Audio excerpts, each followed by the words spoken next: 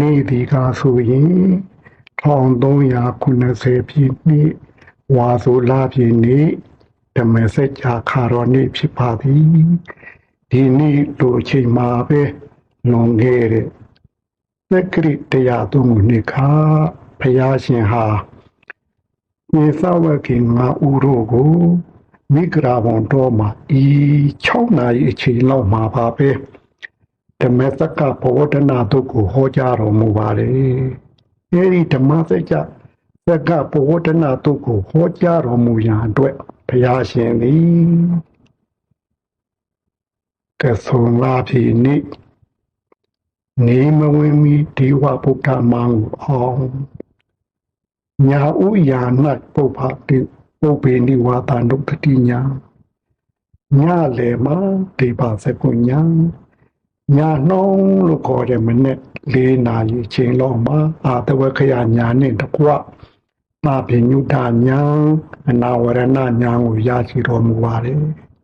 ရရှိတော်မူပြီးတို့နာပိကျော်တရနေ့က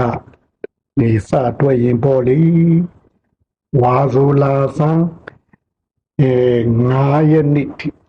49ရက်ကြာပါတယ်တဌာနမှာ9ရက်နဲ့9ဌာန9လီ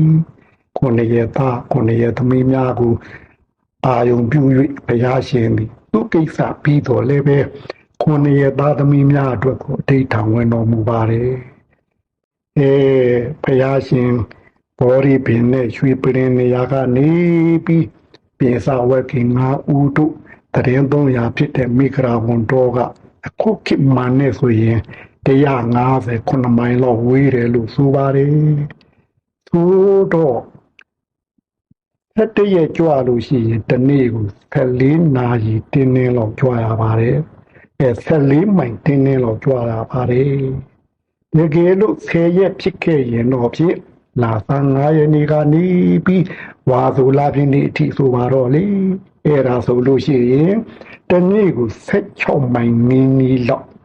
ကြွားရပါတယ်ဘုရားရှင်ဟာခြေချင်းကြွားပြီးပင်စာဝခင်ငါဥရောကိုတရားဥဟောတော်မူပါတယ်ဒါကြောင့်ပင်စာဝခင်ငါဥရောကိုတရားဥဟောရပါတယ်လို့မေးဘုရားရှင်အဲဒီ9ရက်9လီ49ရက်ပြည်တဲ့နေ့ညကသင်္သာတော်မူပါတယ်ငါတရားတော်ကအလွန်နုညံ့နာပဲအပိဆိုတဲ့ဝိသေသနဲ့ညီညွတ်တဲ့တရားတွေပဲရှိနေတဲ့30ပုံနာနတ်တော်အလုံးတို့ရဲ့ဇေယိုက်ကအလွန်ကြမ်းတမ်းညင်တွေကအလွန်ကြမ်းတမ်းဇေယိုက်ဆိုးတို့ရဲ့ထုနဲ့မှုအတိုင်းမကောင်းအကောင်းထင်လို့မဟုတ်ထင်လို့တွားနေတဲ့ပုဂ္ဂိုလ်တွေနဲ့ငါတရားတော်နဲ့တာမမဟုတ်ဘူးဆိုပြီးဝေတော်ဝင်ပါတယ်အဲ့လိုဝင်လာဘူးတဟံပฏิပြမမင်းကြီးပြီးတဲ့အတွက်ဝိနာတတိပေါ်လောကောဝိနာတတိပေါ်လောကောဆိုတော့ကျွေးကြော်ပါပါဠိလိုပေါ်ဗျာတို့မြန်မာလိုပြောလို့ရှိရင်တော့လောကကြီးတော့ပျက်စီးတော့မှာပါပဲလောကကြီးတော့ပျက်စီးတော့မှာပါပဲလောကကြီးတော့ပျက်စီးတော့မှာပါပဲလို့ကျွေးကြော်တာပဲ